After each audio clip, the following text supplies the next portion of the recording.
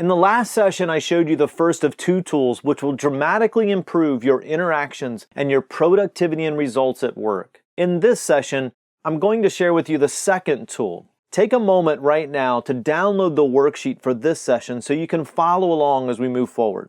This tool that I'm going to show you is the most requested tool we've ever had. Tens of thousands of leaders all over the world have downloaded it and have used it for more than 10 years. Let me tell you a quick story about this tool.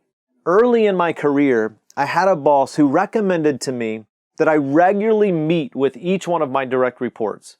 In other words, I should do a one-on-one meeting with my team members. He knew that it would both improve their productivity and it would improve my relationship and influence with my team members. And so I thought it was a good idea. And since I wanted the time to be productive as possible, I spent weeks trying to figure out how to structure the meetings and when to schedule them. Looking back, I wasted a lot of valuable time trying to set up the agenda and the perfect meeting, which was really a futile effort from the outset because I was going to be a part of the meeting, and I'm far from perfect. So I did the one thing that I knew would get me going.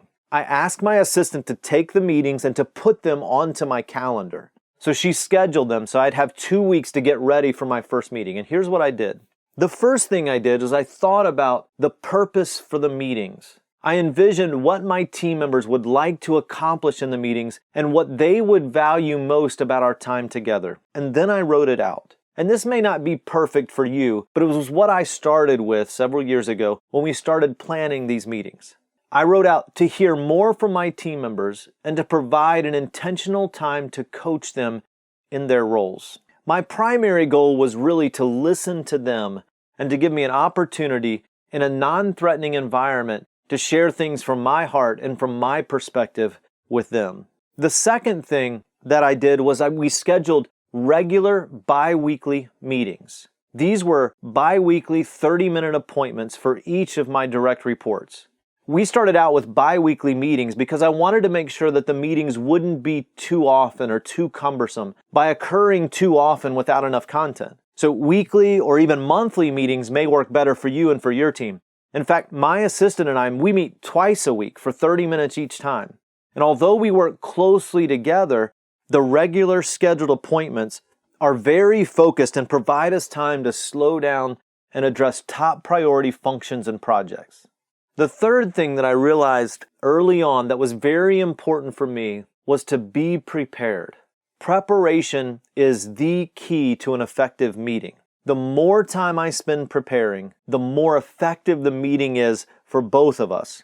I spend approximately the same amount of time preparing for each one of the one-on-one meetings as I do in the meeting itself. I also review notes from our previous meeting and the list of projects for the individual. This provides a basic outline for the meeting, and so I feel a whole lot better going into it. This one-on-one meeting guide and template is linked on this page, so you can download it now to take a look at it. This guide and template prompt me to select specific questions prior to each meeting so that I'm properly prepared for the individual in the meeting. Then number 4, focus.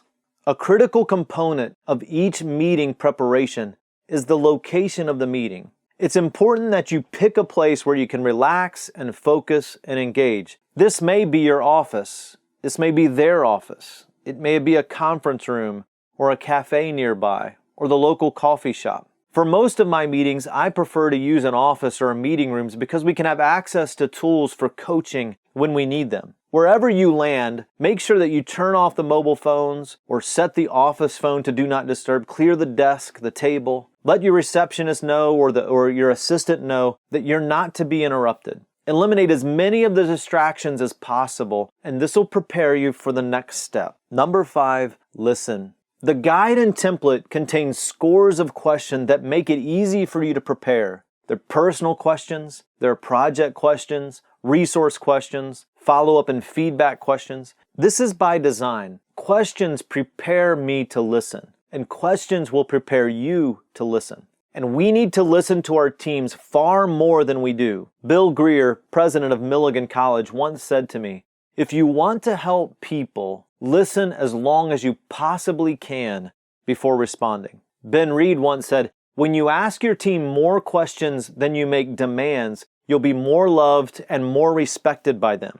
Just as my preparation improves the meeting, when my team members are well prepared, we both get a lot more accomplished in the meetings. And so I've asked each one of my team members to use the agenda from the guide and template, and it's based on 6 items that help prepare them for each meeting. The guide and template, again, includes this agenda form for you to give to your team members to help them prepare for your next meeting. When I began using this process with my team, I saw remarkable improvements in each individual. And I improved. Although our meetings weren't perfect, they became far more effective than they were previously. Now, to be totally transparent, when I first started the meetings, for several months, I really struggled to stay motivated to continue being intentional about the meetings. They were awkward at times, and there were times that I didn't prepare properly. There were times when my team members came unprepared as they were trying to get used to the process. And there's no doubt that you might face some of these similar challenges, and that's okay. You don't have to get it all figured out right now. What you should do is apply the learning. What you should do is start with a simple plan for the meeting that prepares you to listen. What I've learned as we've worked with other leaders is that they are far more prepared because of the tool, the one-on-one meeting guide and template. So they don't have to waste valuable time like I did trying to figure it all out on their own.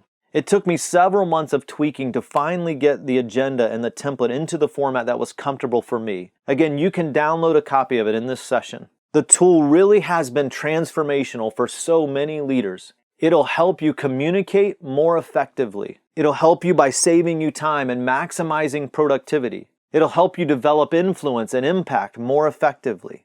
It'll help you better develop people. And it'll help you work together with senior leaders who may be inexperienced or ineffective.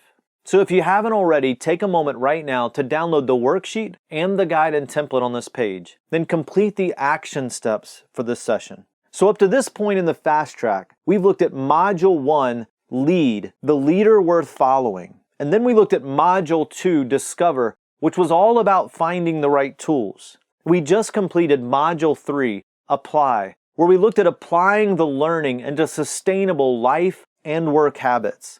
In the next session, we're going to move into Module 4, Review, where we're going to look at how to measure, track, and celebrate progress. This isn't a review of everything that we've looked at before. It's actually going to help you establish a review process for yourself so that you can measure, track, and celebrate progress more effectively. Remember, you don't have to get it perfect. You just need to take the next step. So I'll see you in the next session.